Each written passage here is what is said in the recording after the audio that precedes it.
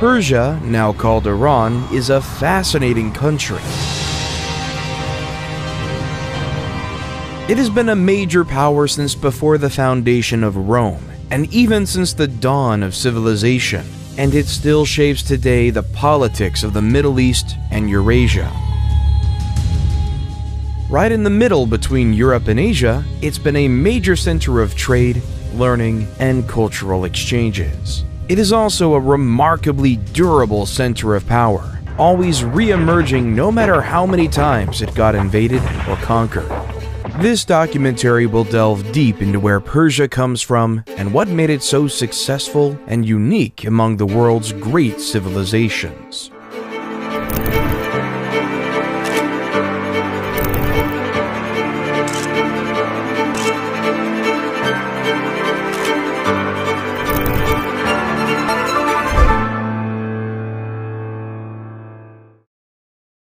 The area of modern-day Iran in historical Persia has been inhabited since early prehistory. It also saw some of the earliest agricultural villages in 7200 BC, notably Choga Golan and Choga Bonut, in the Zagros mountain in the west of the region and forming the western border of modern-day Iran. We know from these sites that wild barley, lentils, and various legumes were cultivated. We also found a 7,000-year-old jar of wine, now on display at the University of Pennsylvania. The culture of the region has been deeply intertwined with one of Mesopotamia, or current-day Iraq. One of the first cities, the Sumerian city of Uruk, is considered to have extended eastward, creating the city of Susa in 4395 BC, or maybe even earlier.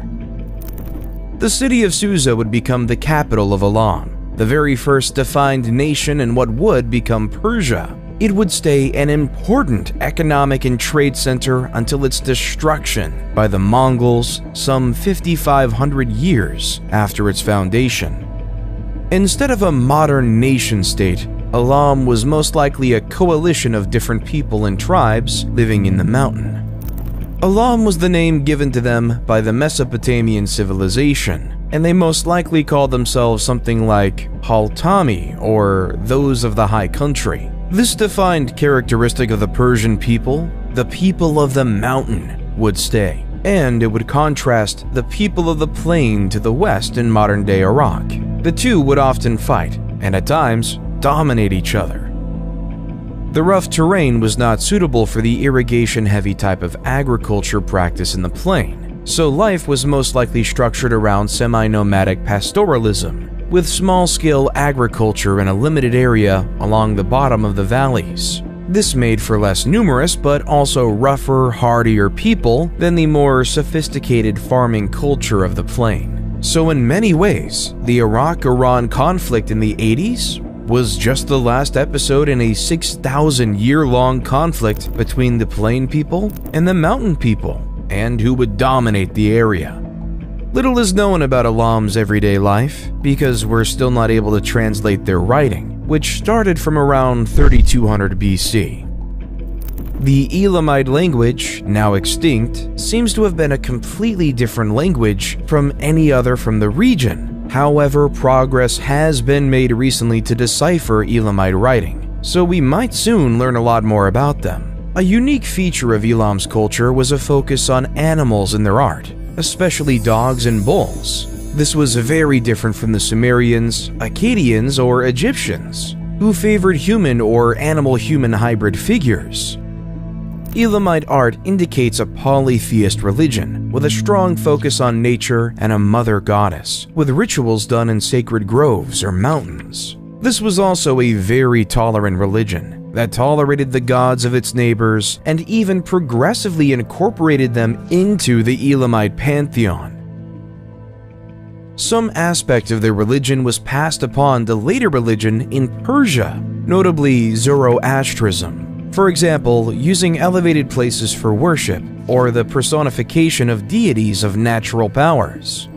Another interesting aspect of Elamite culture was a great respect for women. They are represented as equal in art, and queens are shown as equal to the king. This cultural trait would be preserved later in the position of women in Persian societies. In an earlier era, Elam was frequently invaded by its more powerful neighbors from the plains, which was more populous thanks to highly advanced irrigation systems. In fact, Elam is the loser in the first ever recorded war, with the invasion and looting by the Sumerians of Elam in 2700 BC. Susa would also be under Sumerian control under the rule of the legendary Sargon of Akkad. But nothing lasts forever, and by 1100 BC, Elam was the rising power in the region. King Shutruk-Nahunti went on a series of conquests, rolling over most of the cities around Babylon.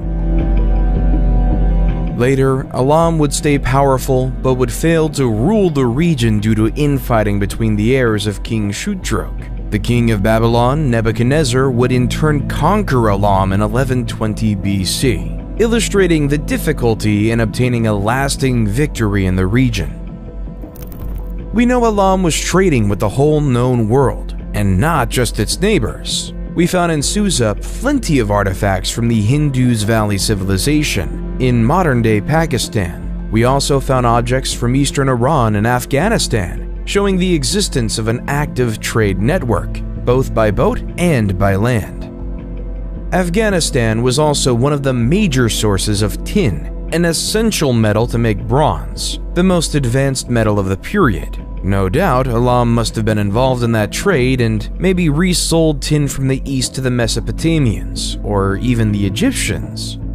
They were also selling stone, metal, and wood that was lacking in the more desertic plains, crossed by the Tigris-Euphrates river system. This trading road would keep getting more and more important, and slowly involved in the Silk Road, connecting Europe to Asia, with Persia as the connecting point between the two. Progressively, Elam's power faded with the entry of the Iranian or Aryan people into the region. They were nomads who originated from the steppes of Eurasia, living a life similar to proto-slaves, Turks, and Mongols. Over time, Elam and Iranians started to mix, especially in the south of the country. This was a gradual process that stretched over more than a millennium, starting in 2000 BC. Elamite culture would persist long after the Iranian people became dominant in the region. For example, the Elamite language was for a long time used as the main administrative language. This would indicate that if the Iranians ruled and colonized the area, the legal and administrative system was still manned by native Elamites.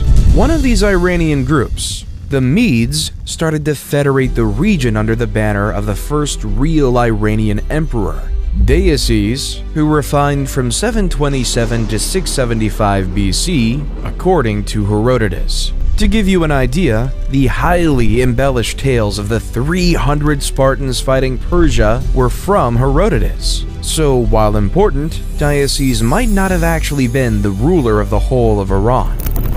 In any case, the Medes' unification was in large part a reaction to the brutal conquest and oppression by the Assyrian Empire. Darius' grandson Cyaxares would ally with the Babylonian and destroy the capital of the Assyrians, Nineveh, in 612 BC. By 700 BC, the area was mostly populated by Iranian people, like the Medes, Persians, and Parthians. The Medes might have been the founder of the first Iranian Empire and the downfall of the Assyrians, but it would be another group that would take the lead of the region. The Persians, under Cyrus the Great, would form the first Persian Empire, also called the Achaemenid Empire. Cyrus the Great was a vassal of the Medes that rebelled in 553 BC, and then went on to conquer the world. By 539 BC, he had conquered Babylon. In 533 BC, he would enter in India and conquer the western part of it. We don't know much about him before he went on overthrowing the Medes and taking over the whole Middle East. It seems he started his rebellion when a Medes general, Harpagus, was sent to attack Cyrus. but instead Cyrus and Harpagus teamed up on the Medes' empire. How did that happen? What did Cyrus promise Harpagus? No one really knows, as the stories of the time, including from Herodotus, are too full of mythology and inventions to be relied on. But we know that later Harpagus would become one of Cyrus's top generals. Who knows? Maybe Harpagus saw early in Cyrus the great ruler he would become. So what made Cyrus the Great? First, he unified the Iranian people into a structured and stable empire. He created a central administration with governors called satraps. Most of the contemporary sources agree that they managed their domain efficiently, to the benefit of the common people. It also helped that satraps were regularly checked by the king's eyes, a network of spies reporting directly to Cyrus. The empire also had 4 capitals, reflecting a large level of autonomy for each region. Still, the center of the administration was at Susa, the old Elamite center of power. It relied on an advanced post system, where couriers would always find fresh food, water, a bed, and horses at a maximum of 2 days of travel. The system Cyrus created would be kept almost identical by successive empires and invaders until the Muslim conquests a millennium and a half later. His influence on legal work has reached so far in time that Thomas Jefferson read Cyrus's biography by Xenophon, the Cyropedia, as one of the sources of inspiration for the United States Declaration of Independence. Secondly, he's the king that conquered Babylon in 539 BC and allowed the Israelites to leave Babylon, where they were enslaved. For the Hebrew Bible, this was a task Cyrus had been appointed to by God himself. This made Cyrus the only non-Jewish figure in the Bible praised as a Messiah. Third, Cyrus was known to respect the culture and religion of the people he conquered. He is considered by Iranians as the Father. He was considered by Babylonians as the Liberator, which says a lot about his style of ruling compared to the old Babylonian elite. Fourth, he was the founder of the famous military division of the 10,000 men called the Immortals, which would stay the elite force of the Persian Empire to the end. Overall, as far as conquerors go, Cyrus was indeed a pretty good one. He created what at the time was the largest ever empire, and did it with a relatively limited amount of bloodshed and sparing civilian and local temples. His son would continue the tradition and conquer Phoenicia and Cyprus in 525 BC. Followed the same year by the conquest of Egypt, Nubia, and part of modern-day Syria. To this day, the empire founded by Cyrus is the largest of all the successive Iranian empires.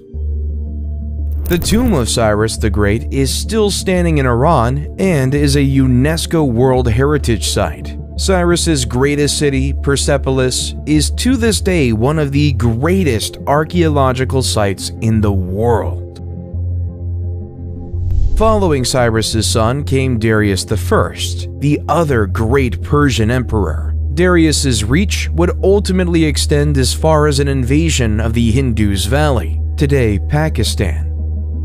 But he is more remembered for the first Persian invasion of Greece in 492 BC. Bad luck would strike, with the lack of troops coming partly from a fleet sunk by a storm, and by the fact that the invasion of Greece was a really small campaign by Persian standards. So, the invasion would fail at Marathon in 490 BC due to a mix of bad luck and insufficient troops. Angered by the Greeks' resistance and surprise victory, Darius had planned a second invasion, but he died in 486 BC before he could execute it, leaving the task to his son, Xerxes. Xerxes' management of Persian troops in the Greek campaign was average at best, and by now the repeated Persian invasions had forced the often divided Greek city-states to unite. Still, he managed to burn Athens in 480 BC, which had been evacuated by its population. The Battle of Salamis in 480 BC would see the Greeks destroy the Persian fleet. Fearing being stuck in Europe, Xerxes retreated, He also had to put down a rebellion in Babylon at the same time. The remaining Persian troops on the continent were finally defeated at the Battle of Plataea in 479 BC. Xerxes would end up assassinated in 465 BC by the commander of the royal bodyguards. The Greeks and the Persians would keep fighting for influence over Anatolia and the Greek islands for the centuries to come, with none really taking over the other. After Xerxes, Persia would stay one of the largest world powers for almost centuries. One of the impressive features of the Persian Empire would be its effort to improve the conditions of the semi-arid region. After all, it receives only 124 millimeters of water per year. Notably, Darius the Great would create the Shashtar hydraulic system, a system of canals that would divert water from a river to the city of Shashtar, power multiple mills, creating a man-made cascade, and irrigating almost 100,000 acres of farmland and orchards. Another remarkable system, predating the Persians but greatly expanded by them, was the Khanates. They would take water from underground and carry it to fertile farmlands. These canals were mostly subterranean in order to limit evaporation. Because they tapped into the water tables, it would provide a small but steady water flow independent of the rain. The Khanate would also be immune from damage from war or flood, providing an extremely durable infrastructure to the inhabitant of the Persian Empire. Building a Khanate was a difficult task, as you needed the canal sloped downward to let the water flow, but not too steep or water would start eroding the canal and collapse it. They also made a unique footprint on the landscape, as vertical tunnels were dug at regular intervals to give access to the workers during the construction and for maintenance. Another innovation was the yakshol, a dome of clay where Persians would pile up ice in winter to keep food cold the rest of the year.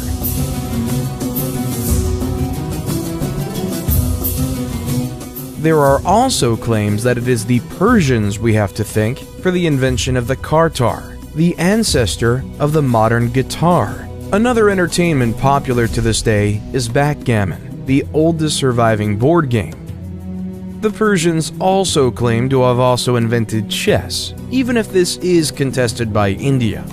The Persian culture and day-to-day life incorporated a wide array of regions and cultures. For example, slavery was relatively common in the areas of Babylon and Egypt, with a long history of slavery predating Persian rule. But overall, it seems slaves were just a minor portion of the society, and slavery was not a key component of it, less than in Greece or later in Rome. Persian women benefited from a remarkable amount of freedom by antiquity standards. They could own by themselves land, businesses, and money. They could also travel freely. We also know that aristocratic women would ride horses and practice archery, activities that would have been kept only for men in other cultures like the Greeks. The only field apparently excluding women was ruling the country. One last innovation to be credited to the Persians is one of the first monotheist religions, Zoroastrianism. The religion was founded by Zoroaster or Zarathustra. The exact figure of Zoroaster is lost to history, with religious tradition putting him in the 6th century BC. But some historians believe him to be more of a 10th century BC figure turned into a myth. Zoroastrianism explains the world as a place of a battle between a supreme god of good versus a supreme god of evil. It also contained belief in free will, life after death, and theology of angels and demons, heaven and hell. Historians of religion consider that Zoroastrianism had a major influence on other Abrahamic religions, Buddhism and Greek philosophy. One example is the 3 Magi bringing gifts for Christ's birth in the Bible, also known as the 3 wise men. The term Magi refers to Zoroastrian priests. In Zoroastrianism, the god of good is omniscient, knows everything, but not omnipotent, cannot do everything. Zoroastrianism also encouraged the protection and, to some extent, the veneration of nature, probably drawing from the older animist and polytheist beliefs of the Iranian people and the Elamites. Fire was playing a major role in the religion, with prayers usually done in the presence of a fire and sometimes flowing water. The Zoroastrian idea of the law of Asha, or truth and righteousness, was also claimed as an inspiration for Cyrus the Great's style of ruling and lawmaking, even if he didn't impose Zoroastrianism on the people conquered by Persia. Zoroastrianism is still practiced today as a minor religion in India and Iran. Overall, the Persian Empire seems to have been a relatively tolerant and good one, as far as empires go. It would punish rebellions harshly, but then respect the local culture, customs, and religions of the conquered people. Its governing principles were autocratic, but with a goal of improving the common man's life and developing a just and productive system, run by an efficient administration with many safeguards against corruption and abuse of power.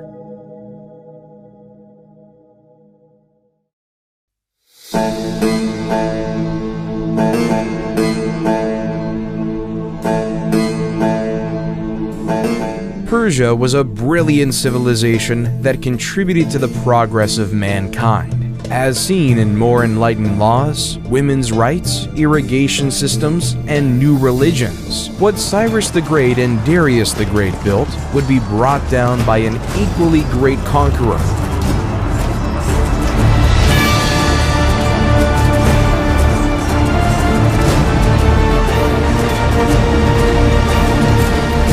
The Macedonian Alexander the Great. Alexander was a great admirer of Cyrus. Reading from an early age Xenophon's Cyropedia, one key aspect Alexander took from Cyrus's biography was his heroism in battle. Alexander was the king of Macedonia, a kingdom at the northern fringes of the Greek world. He was born in 356 BC and tutored personally by Aristotle. Yes, the Aristotle, the father of Western philosophy. Alexander was already commanding an army and ruling in his father's absence at 16 years old. And then he became king at only 20 years old.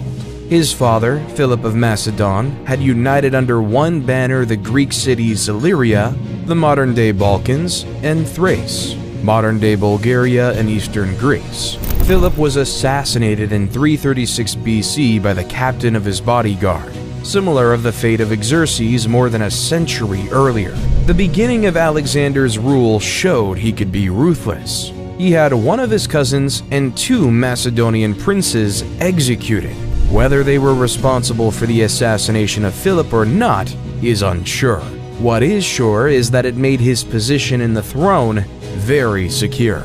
Alexander would also brutally put down any rebellion tentatively following the death of his father. It culminated when he made an example of Thebes, destroying the 1,000-year-old city in 335 BC and selling all of its citizens into slavery, sparing only pro-Macedonians and priests. Maybe out of genuine guilt or to appease his critics, Alexander would later on always show great generosity and favor to any surviving Theban he would meet in person. In any case, it worked at crushing any rebellious ideas in other Greek cities, including Athens. Alexander would follow by imitating Philip and taking the title of hegemon, or supreme commander. In these early moments of his reign, Alexander would display a real military genius. He would stay undefeated in battle all his life, making him one of the greatest generals in history.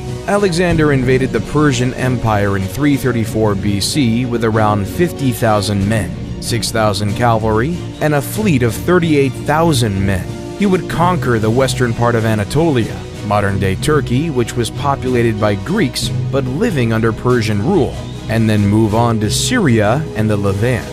The Greco-Macedonian army met the much more numerous Persian army, at least twice bigger, at the Battle of Issus. The Persians were led by Darius III, and he had cut the Greeks from the conquered territories. A big part of the legend of Alexander has been enhanced by the sheer ineptitude and cowardice of Darius III. At the Battle of Issus in 333 BC, the Persians attacked the Greeks in a narrow space between the sea and mountain, blocking them from making use of their larger number. When the Persian army started to break under a Greek assault led by Alexander, Darius is said to have been the first one to flee. The view of the Persian emperor running for his life, instead of rallying his troops, led to the Persian army collapsing. This was the first time ever that a Persian army under the command of a Persian emperor would be defeated. One can imagine the shock it must have been to everybody,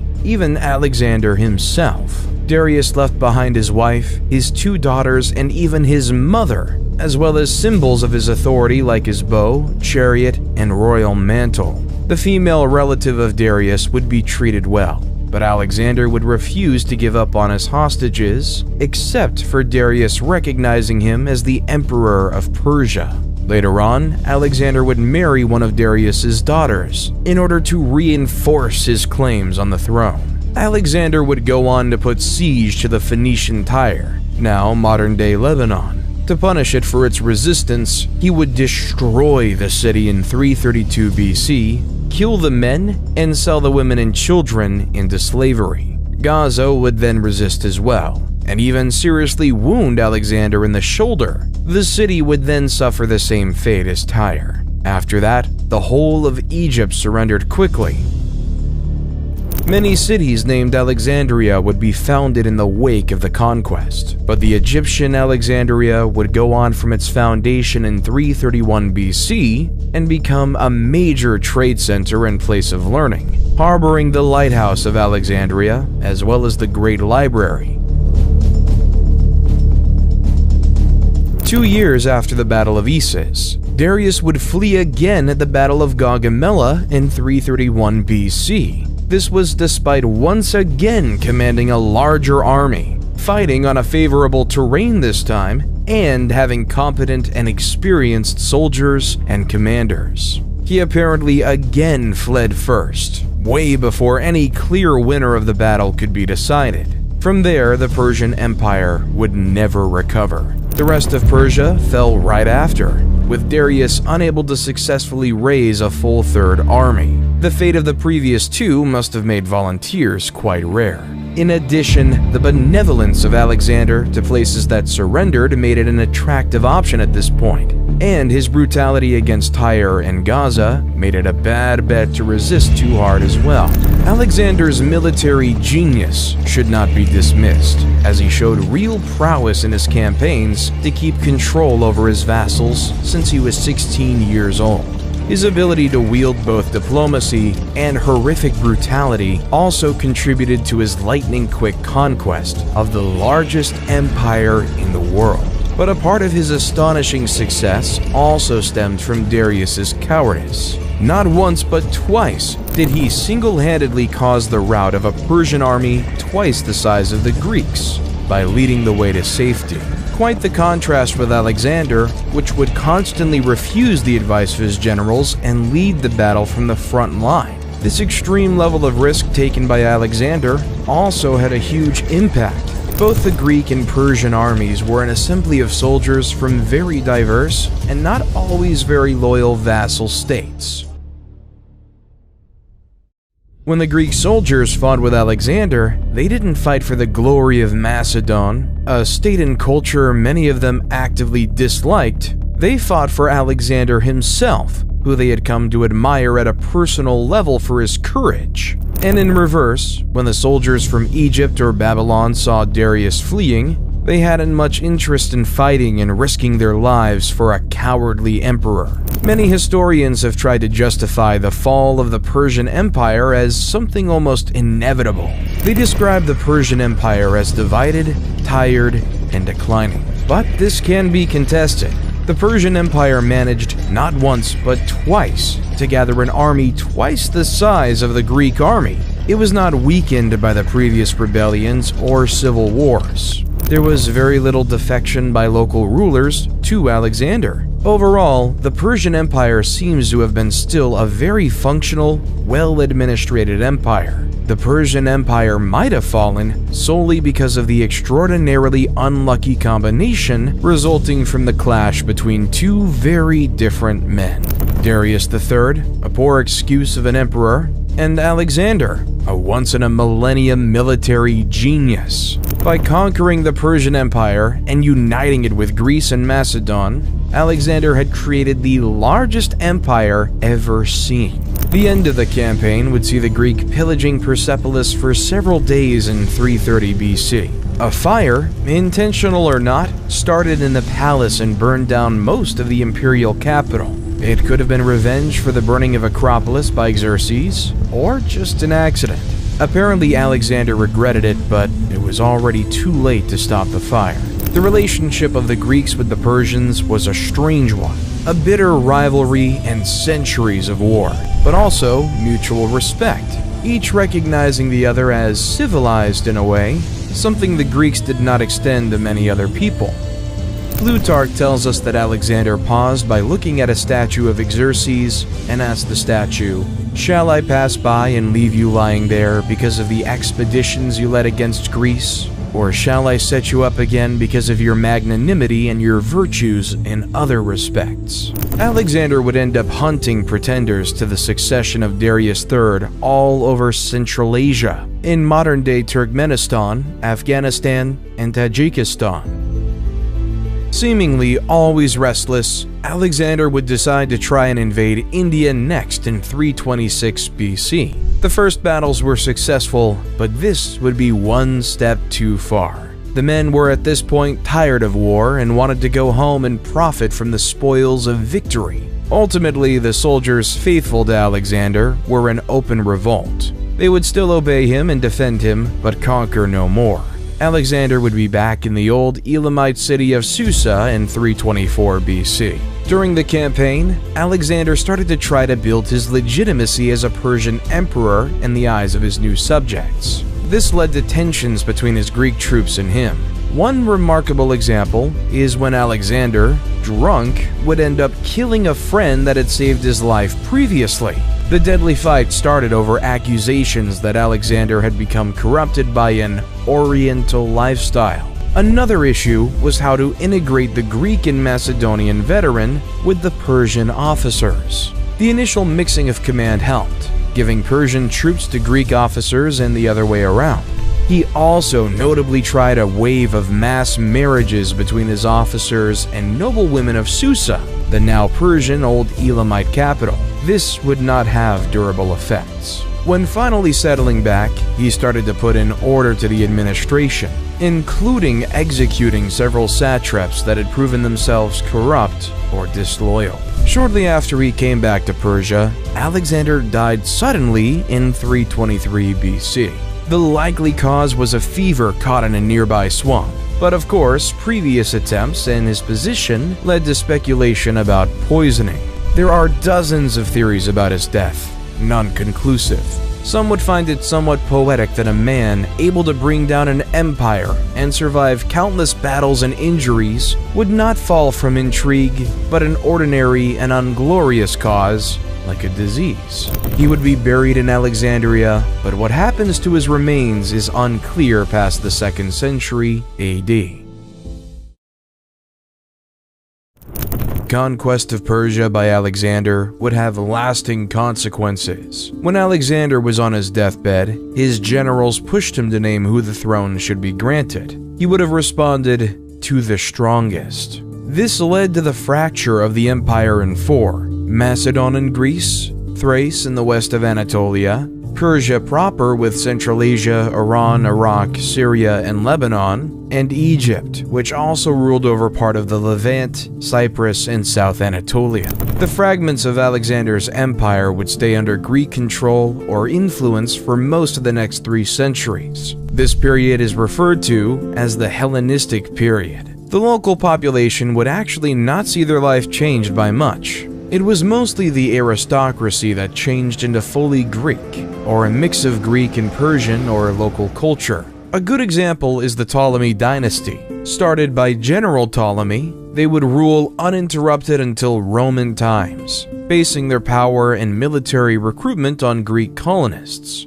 but also adopting local customs. The last member of this dynasty would be Cleopatra, the lover of Julius Caesar, ending the Ptolemaic rule with her death in 30 BC. This Hellenization would later see the rise of a Greek empire in Central Asia, the Greco-Bactrian Kingdom, which ironically would be the last surviving kingdom directly and culturally related to Alexander's conquest. So far from Greece, the Persian Empire soon turned into the Seleucid Empire, named after Alexander's general Seleucus. The Seleucid would be in a bitter rivalry with Ptolemaic Egypt. It would fail to hold on to the territory west of the Indus River and settle it as a natural border with the Indian Maurya people.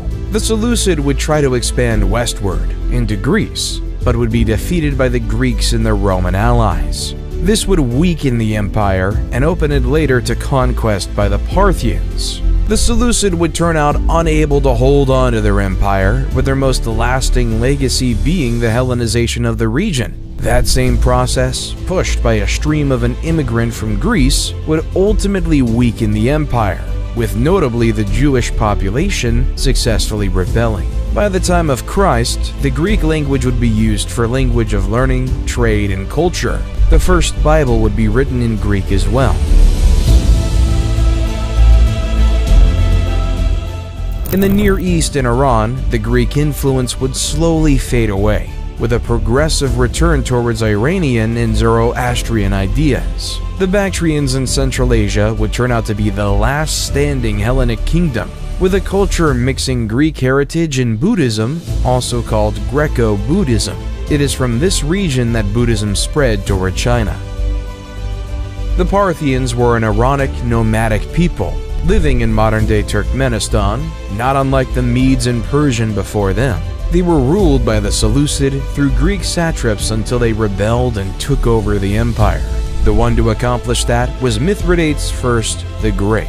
He started wars in the east to control the Greco-Bactrians in 155 BC, and then occupied the Indus Valley and wars in the west to try to expand into Greco-Roman territory.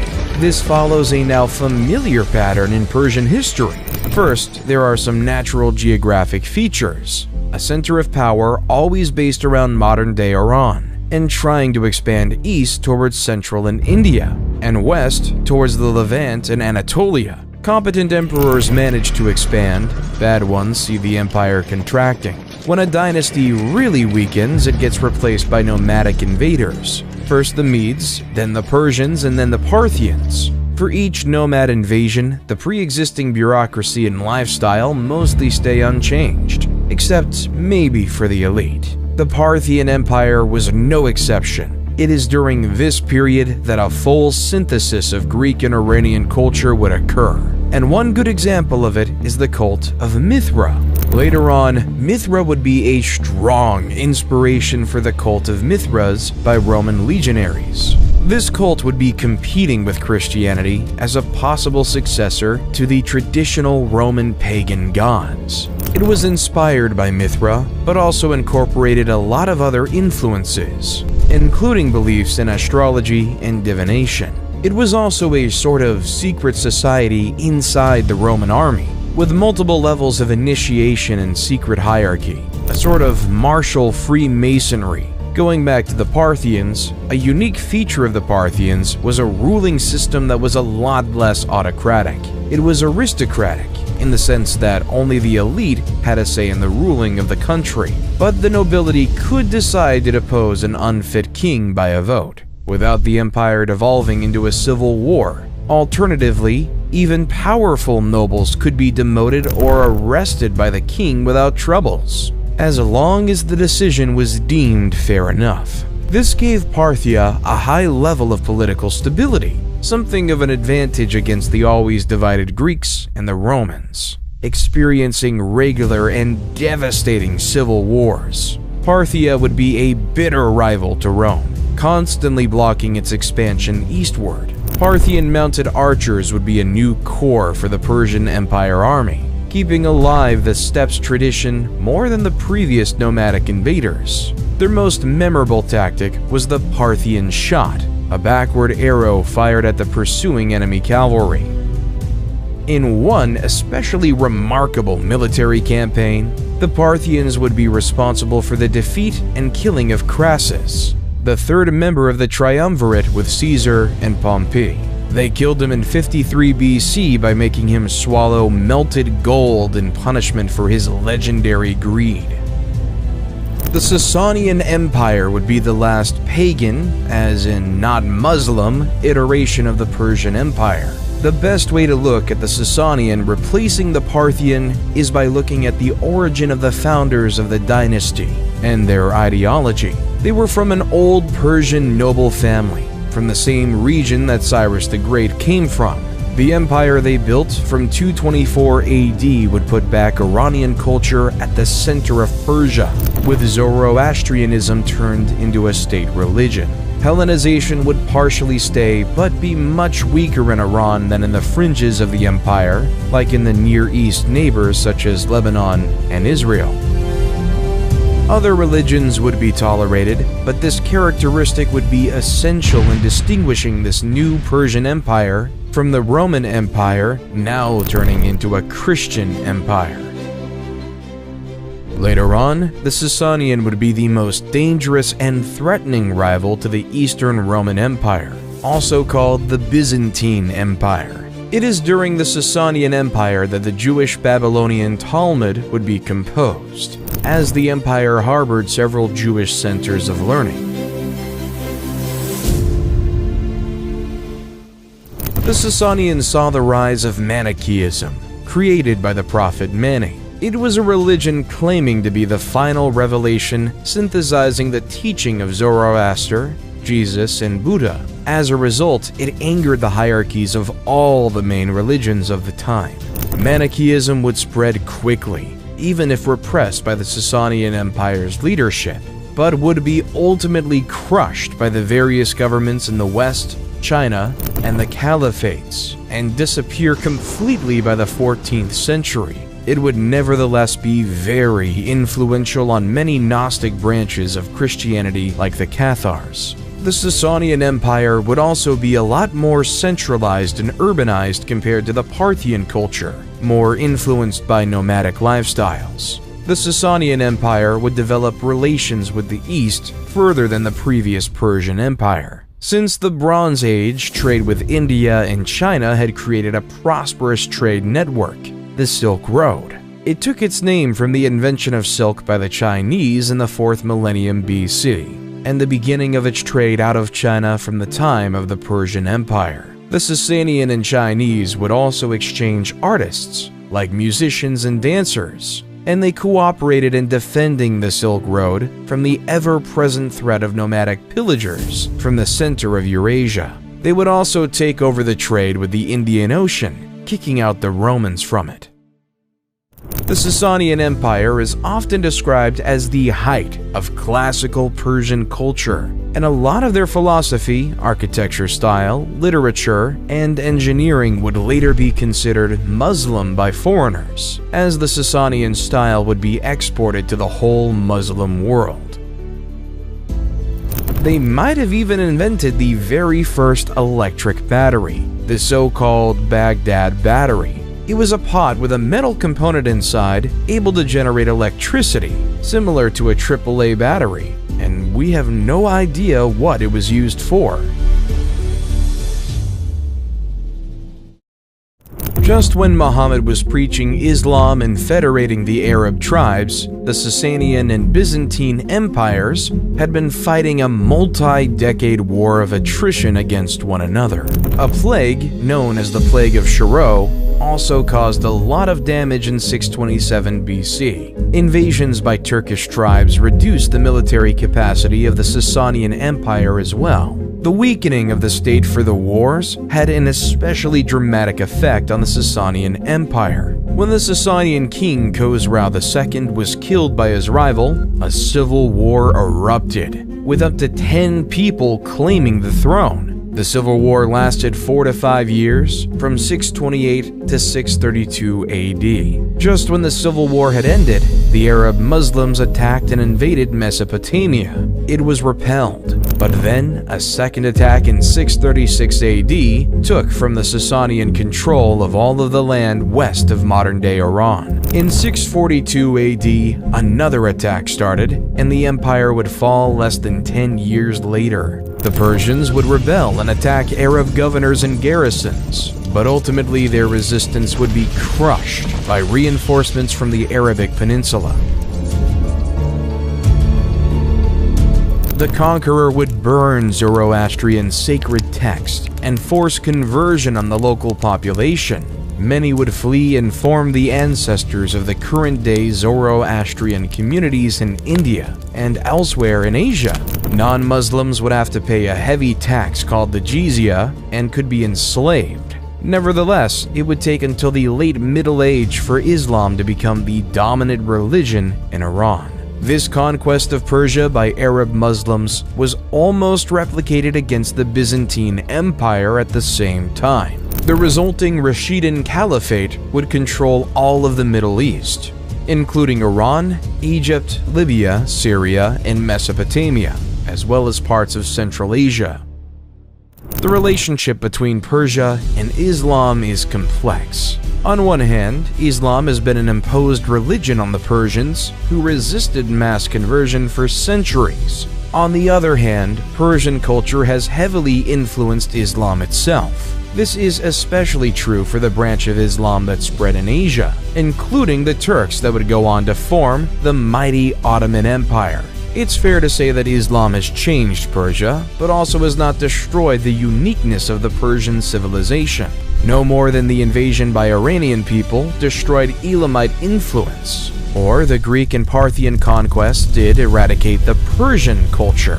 The caliphate that would take over the Rashidun Caliphate was the Umayyad Caliphate. While it was an Arab empire first, it also contained multiple elements of Persian culture as well, and drew a lot of its wealth and manpower from Persia and Mesopotamia.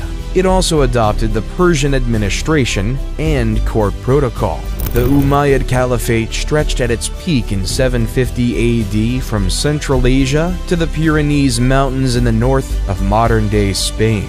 The enormously overstretched Umayyad Caliphate soon started to fragment into more manageable smaller empires. This was also in part due to a split about who should succeed Muhammad. Due to the religious nature of Muhammad's empire, this split evolved into a religious split as well. Shia Muslims believe Muhammad appointed Ali, Muhammad's cousin, as his successor. Sunni Muslims believed he did not, as that Abu Bakr, appointed by a council of senior Muslims, was the rightful successor. This resulted in a bitter rivalry that is still alive to this day. Over time, this difference about political succession evolved into differences in theology and culture as well. Shia Islam would initially be most preeminent in Egypt and North Africa. Nowadays, Iran is considered the leader of the Shia world.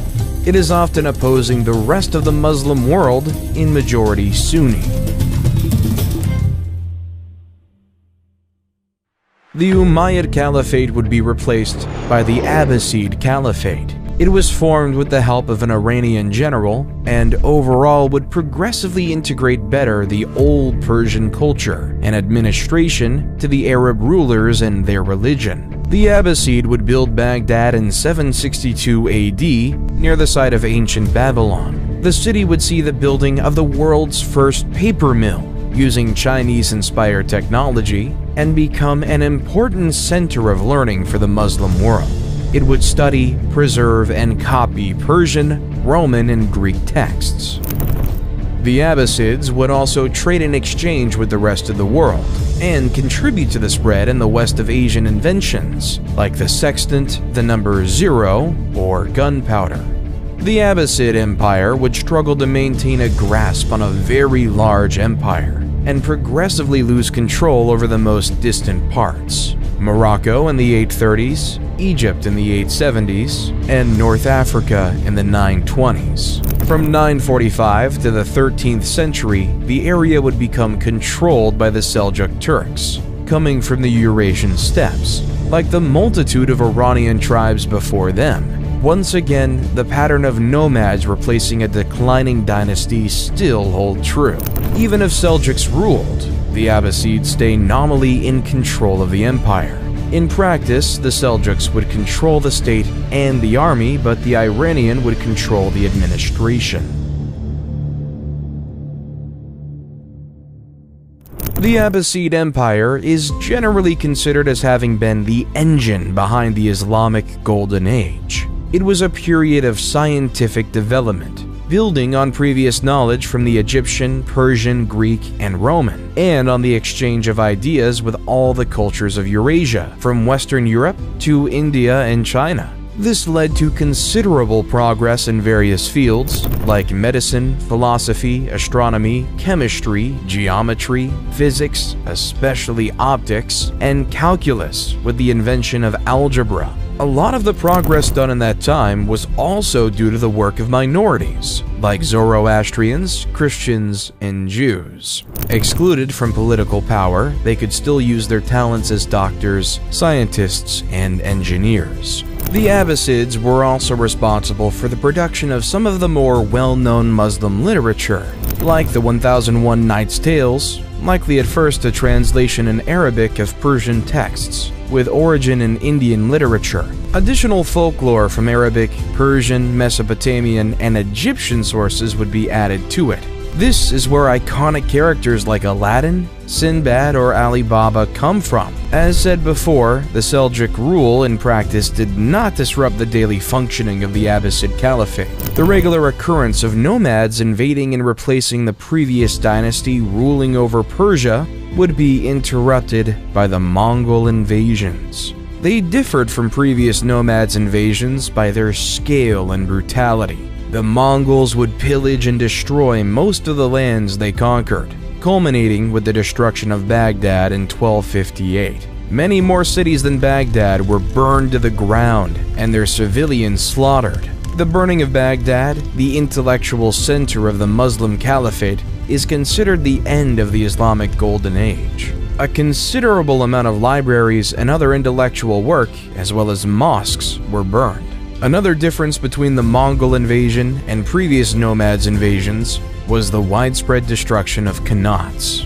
Without these hard-to-build irrigation systems, many urban centers and agricultural lands would become uninhabitable. Persia recovered a little under the Mongol Ilkhanate that restored trade and repaired some of the irrigation infrastructures. During the occupation, the majority of the Mongols would convert to Islam. They would have a preference for Sufism, a sect of Islam with a predilection for esotericism and mysticism. In many ways, it blended well with the pre-existing Mongols' animist or Buddhist beliefs. Just when Persia was starting to recover, two events would wreck the region. The first reaching Iran in 1349, which would kill ultimately 30% of the population. The second was the invasion by Timur the Lame, or Tamerlane, in 1381. Timur would be the last great nomadic conqueror, and also one of the most brutal conquerors in history. He got his nickname due to injuries to his leg and 2 missing fingers from arrow wounds suffered in his youth. His tactic was simple. He would ask for unconditional surrender and nothing else. If refused, he would kill or enslave everyone on his path, including the elderly, women, and children. His campaign might have killed as many as 17 million people, a colossal amount equivalent to 5% of the world population at the time. At the time, many believed him to be a forerunner of the apocalypse and maybe the horseman of war. In a paradox when considering his genocidal policies, Timur was also a great patron of the arts, especially architecture and poetry. Built on murder and violence, the Timurid Empire would fail less than a century after Timur's conquests. Persia would be partially ruled successfully by other nomadic tribes onwards, from 1452 AD. The Black Sheep Turkmen, or Karakoyunlu, would be followed by the White Sheep Turkmen, or Akkoyunlu, in 1467 AD.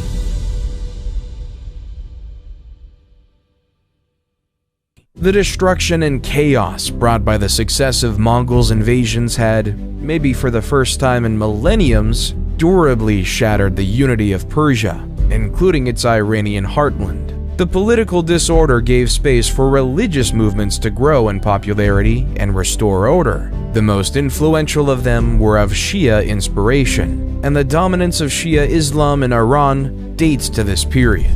Shah Ismail was a religious leader and noble of mixed descent, with his ancestors Turkoman, Kurdish, Greek, and Georgian. In a way, this made him a perfect ruler for a land that had been conquered and assimilated so many diverse cultures into its own unique template. Similarly, the nascent Iranian-style Shia Islam would quickly integrate many Sufi orders into Shia Islam. This would increase permanently the theological difference between Iranian Shiism and Arabic Sunnism.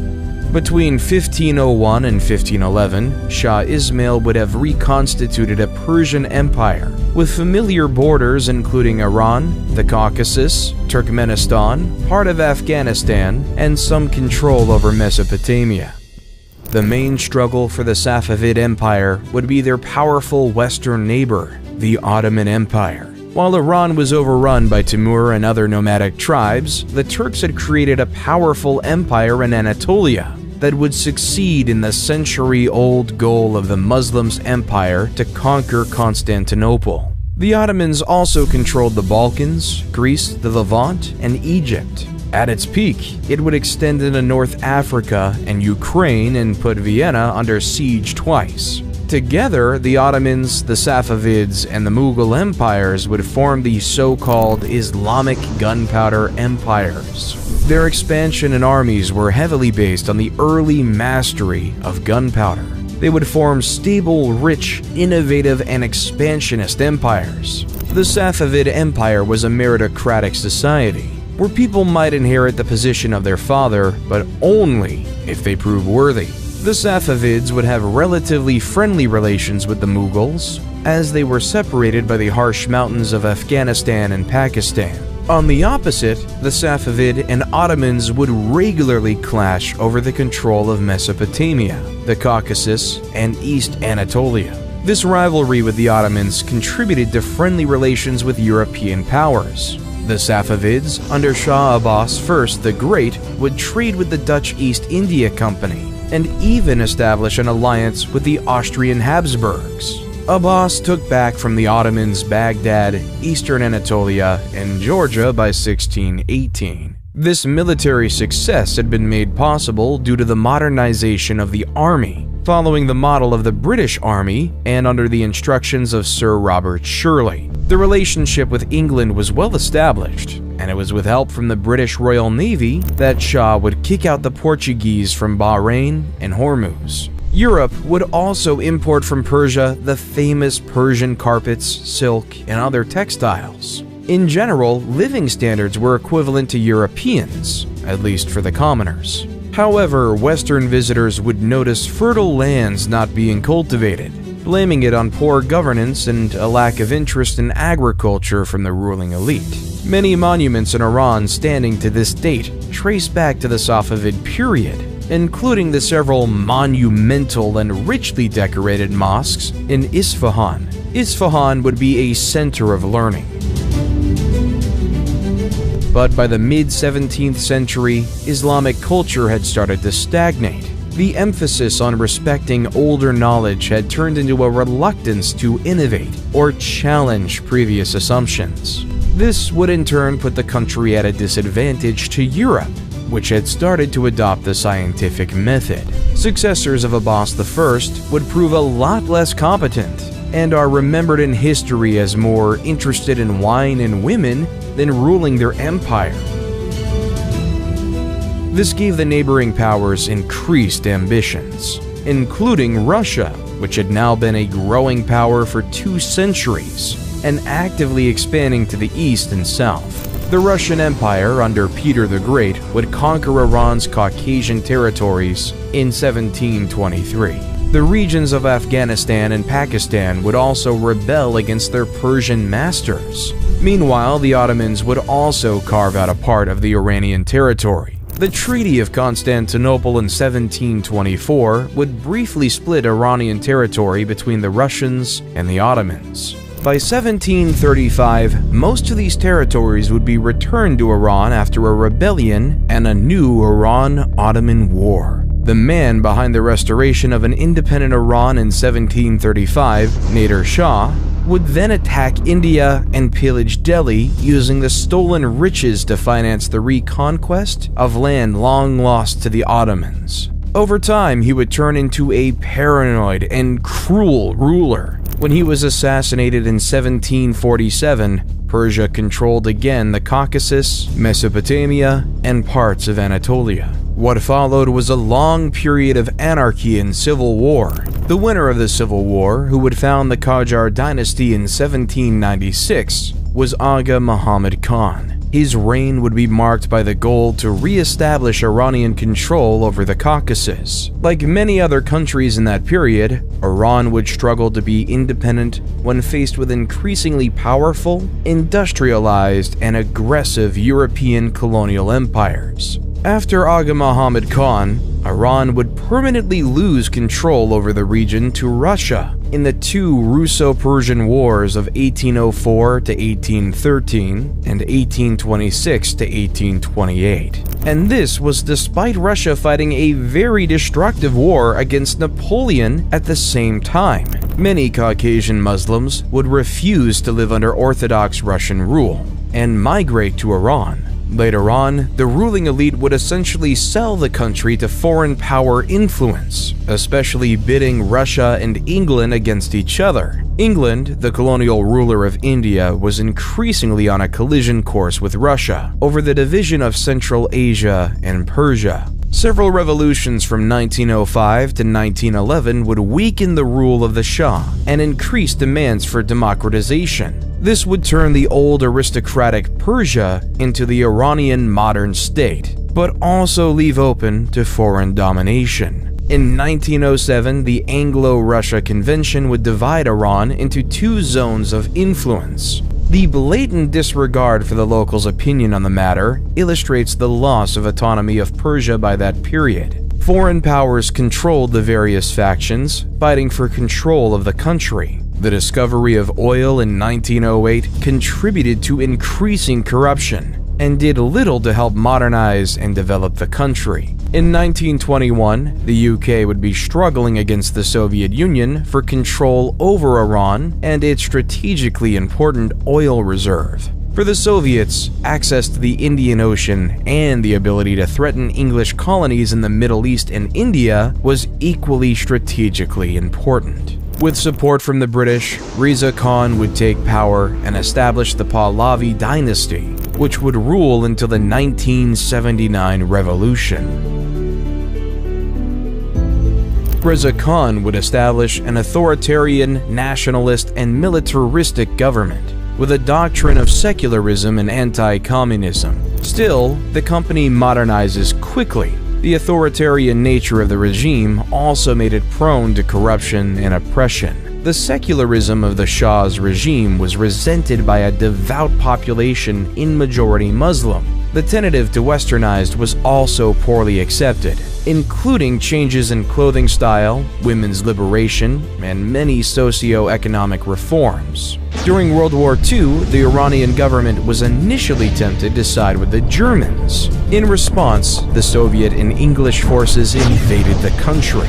It would be a major transportation road for supplying the Soviet Union with American-made military equipment under the Lend-Lease Agreement. The post-war period would be marked by instability with the unresolved question of the relationship with Western powers. The new Shah, Mohammad Reza, initially ruled in a way that could have prefigured the country, turning it into a constitutional monarchy, akin to the UK or modern Spain. The relationship between the Shah and the democratically elected Prime Minister Mohammad Mossadegh would turn sour when the Prime Minister nationalized the British-controlled oil industry. Mossadegh was removed from power in 1952. Before being restored under popular pressure, he would be permanently removed from power in 1953 due to a USA and UK-sponsored coup. From 1953 to 1973, Iran's oil resources would be managed by Western companies. In 1973, in the midst of the 70s oil shock, the Shah would take back control of Iranian oil and use the money to modernize and build a more powerful army. In 1979, the country would be taken over by the Islamic Revolution, transforming the country into the Islamic Republic it is today. Communist activists that contributed to the success of the revolution would be quickly purged, resulting in poor relations between Islamic Iran and atheist communist Soviets. Iran would cut all relations with the West, with the Iran hostage crisis a focal point. 1 year later, Saddam Hussein hoped to profit from the disorder in Iran to expand Iraq's territories, especially in oil-rich areas. Iraq was supported by the USA, the USSR, France, the UK, Egypt, and the Arab countries. Currently, Iran is under sanctions from the West for its nuclear program. Regionally, it's exerting influence over traditional Persian space like Iraq, Syria, and Lebanon, but also Yemen. It's also improving its relations with China and Russia, and is joining China-led international organizations like the BRICS and the Shanghai Cooperation Organization. The Persian Empire today is known for being one of the most dominant and powerful empires throughout the course of history. Over thousands of years, the Persians have made numerous integral contributions to the world, from industry to culture.